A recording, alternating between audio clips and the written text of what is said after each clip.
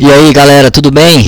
Estamos aqui de novo, agora para ver o plano dos números naturais. Então nós vamos ver a ideia de plano, né, para os números naturais. Bom, se a gente traçar duas retas dos números naturais, que na verdade não podem ser retas, porque os números naturais, no conjunto dos números naturais, não existem números entre o 0 e o 1. Então, se a gente for traçar um plano aqui, for traçar uma reta, vamos traçar uma reta e vamos chamar ela de x, tá? Só que essa reta ela é uma reta imaginária. Na verdade, ela não pode ser uma reta, ela tem que ser números alinhados, ela tem que ser pontos alinhados, né? Você vai ter o ponto, esse ponto 0, o ponto 1, o ponto 2, o ponto 3, o ponto 4, pontos alinhados. Esse espaço que está entre o 0 e o 1 não pode ter pontos, porque nós estamos nos números naturais. Então esse espaço entre o 1 e o 2 não pode ter pontos, porque nós estamos nos números naturais. Então eu tracei aqui uma reta, mas é uma reta imaginária. Você tem que perceber que não existe um número representado em um ponto aqui entre o 1 e o 2, nessa reta x. Vamos chamar essa reta de x. Vamos traçar uma reta horizontal e vamos chamar ela de x, tá? De reta x, tá? Que na verdade não é uma reta, são pontos alinhados, certo? Os pontos do conjunto dos números naturais alinhados, tá? É como se fosse uma reta imaginária, eles estão dentro de uma reta imaginária. Bom, e vamos traçar uma outra reta perpendicular a essa reta x. O que é uma reta perpendicular? É uma reta assim, ó. Se uma é horizontal, perfeitamente horizontal, a outra perfeitamente vertical, tá? Então esse ângulo aqui seria de 90 graus. Então vamos traçar uma outra reta imaginária aqui, da mesma forma que nós traçamos a reta x. Vamos chamar ela de eixo x. Nós vamos traçar aqui também a reta y, chamar ela de eixo y, tá? Ela também é descontínua, né? Ela é descontínua. Você tem, ó, entre o 0 e o 1 no eixo y, você não tem números. Então esse espaço aqui que tem entre o 0 e o 1 não tem nada aqui, tá? Então eu fiz um traço aqui, um traço imaginário, na verdade ele não existe. Essa reta ela é formada por pontos alinhados, tá? Pontos alinhados, do 1 até o mais infinito, aliás, do 0 até o mais infinito e do 0 até o mais infinito. Você pode perceber que o ponto de encontro das duas retas aqui, ó, é o ponto 0, quando x é 0, y é 0. Então seria o eixo x e o eixo y, tá?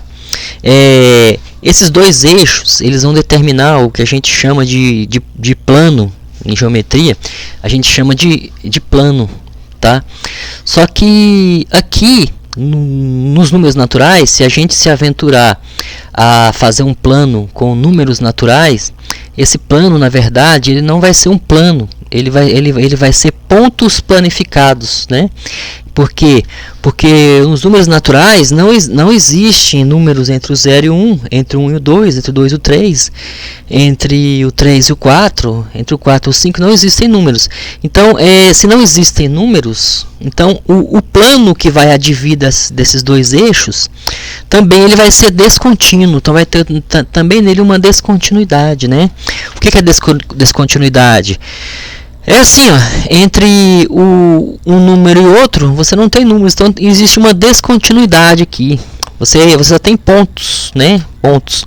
Então, se a gente quiser fazer um plano com esses dois eixos, esse plano, ele na verdade, ele vai ser um conjunto de pontos planificados, né? E não realmente um plano, porque um plano realmente plano, ele teria todos os pontos do plano, né? Que seria aqui como o plano do quadro, e não só como os pontos que eu desenhei, né? Tá? Então aqui, ó, se você for perceber, o conceito de par ordenado, o que é um par ordenado? Par ordenado é assim, ó, a gente pega um valor do eixo x e um valor no eixo y, e esses dois valores vão determinar um ponto aqui. Todos esses pontos que vocês estão vendo aqui, eles são determinados, eles têm um valor x e tem um valor y, por exemplo, ó, se o x for 3 e o y for 4, então se a gente fizer se encontrarem esses dois valores, ó, o 3, né, do x com o 4 do y, vai ser esse ponto aqui, né? Então esse ponto aqui ele tem as coordenadas, diz coordenadas, coordenada x 3 e coordenada y 4. Então esse é o conceito de par ordenado. Então o par ordenado ele é assim, ó, ele é um par, né, formado por dois, lógico, né, par formado por dois, de números, sendo que o primeiro tem que pertencer ao eixo do x e o segundo tem que pertencer ao eixo dos y, certo? O primeiro ao eixo do x, o segundo ao eixo dos y. Dessa forma, então, se a gente pegar um exemplo aqui, ó, por exemplo, aqui, ó, esse ponto aqui, né? Esse ponto aqui, ó.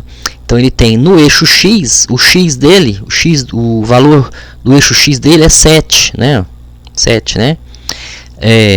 E o valor dele do eixo y é 2, né? 2. Então se você faz essas duas retas se encontrarem, a reta que sai do 2 aqui, ó, né, é perpendicular ao eixo y, né, e vai aqui, ó, e a reta que sai perpendicular ao eixo x do 7 e chega aqui, o lugar onde essas duas retas se encontram é aqui e aqui, né? Então esse é o ponto 7, 2. Para esse ponto, quando o x ele é 7, o y vale 2, tá? Então esse é o ponto 7, 2. Se a gente está tratando de números naturais, então a gente não vai ter números entre o 2 e o 3, né? Então dessa forma, como não vamos ter número entre o 2 e o 3, então um ponto que estivesse aqui nessa posição não vai poder existir, né? Ele não vai poder existir num plano de números naturais, né? Então, num plano de números naturais, não vai poder existir pontos que não sejam esses aqui, né? Pode existir outros pontos, porque você pode aumentar essa reta pode ser aumentada, né? até o mais infinito, o eixo x, e até o mais infinito, o eixo y. Então você vai ter vários pontos, mas ele vai ser um plano descontínuo, né? Formado por pontos, né? Ele vai ser formado por pontos. Na verdade, então ele não vai ser um plano, ele vai ser pontos planificados, né? Seria o plano dos naturais. Ele seria pontos planificados, né? Então, outra coisa, outro detalhe, né? No conjunto dos números naturais, a gente não tem números negativos, nem no eixo x nem no eixo y. Você não vai poder ter números negativos. Então você não vai ter pontos que estão para cá, né? Que estão para a sua esquerda do eixo y, não vai ter pontos. E não vai ter pontos também abaixo do eixo x. Então você não vai ter pontos abaixo do eixo x. Não existem esses pontos, é como se não existissem, né? Se você está determinando um plano dos números naturais, então não vai existir pontos planificados, não vai existir plano dos naturais abaixo do eixo x, né? E também não vai existir plano dos números naturais à esquerda do eixo y, também não vai poder existir, né? Pelo conceito de números naturais, se o conjunto dos naturais não comporta números negativos e ele não comporta números fracionários e nem números reais, nem números quebrados, números com vírgula de nenhum tipo, né? Então tem uma descontinuidade aqui nesse conjunto dos números naturais e, por consequência, no plano dos naturais, né? Se a gente pudesse imaginar isso, né? O plano dos números naturais, então ele seria pontos alinhados, né? Então aqui o que a gente pode tirar disso aqui, dessa experiência, né? De tentar fazer um plano com os números naturais, então, é que, na verdade, ele não vai ser um plano, ele vai ser um conjunto de pontos planificados, né? o plano, ele para poder alinhar esses pontos para eles ficarem planificados, você tem que imaginar um plano, né, que não seja natural. Então, para você conseguir imaginar esse plano dos naturais, que na verdade são pontos planificados, para organizar o seu pensamento, você precisa de imaginar um plano de verdade, né? Ou um plano imaginário. Você precisa de um plano imaginário para você poder, né, consolidar essa sua ideia de criar um plano dos números naturais.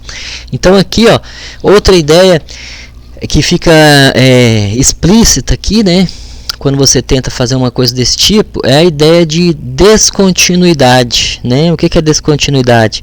É assim, você entre um e o outro, você não tem nada. Isso seria descontinuidade. É uma coisa que está implícita no conjunto dos naturais, né? Essa descontinuidade, né? Outra coisa que é engraçado, que muita gente pensa que é besteira, mas é aquela ideia de números consecutivos, né? Do sucessor e do antecessor. Parece besteira, mas se a gente for imaginar isso em um outro conjunto que seja contínuo, né? Tipo o conjunto dos números reais, você não tem como determinar quem é o antecessor e o sucessor, né? Porque nos números reais, como você vai ter infinitos números, por exemplo, entre o número 1 e o número 2, então você não tem como falar qual é o sucessor do número 1, né? Você não tem como determinar, porque você vai ter o 1,1, você vai ter o 1,2, mas entre o 1,1 e o 1, você vai ter o 1,01, e vai ter o 1,001, e vai ter 1,0001, e assim por diante. Então você não vai ter como determinar quem é o sucessor do número em um conjunto contínuo, né?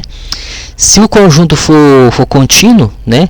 Se você tiver um conjunto contínuo, você não vai ter como determinar.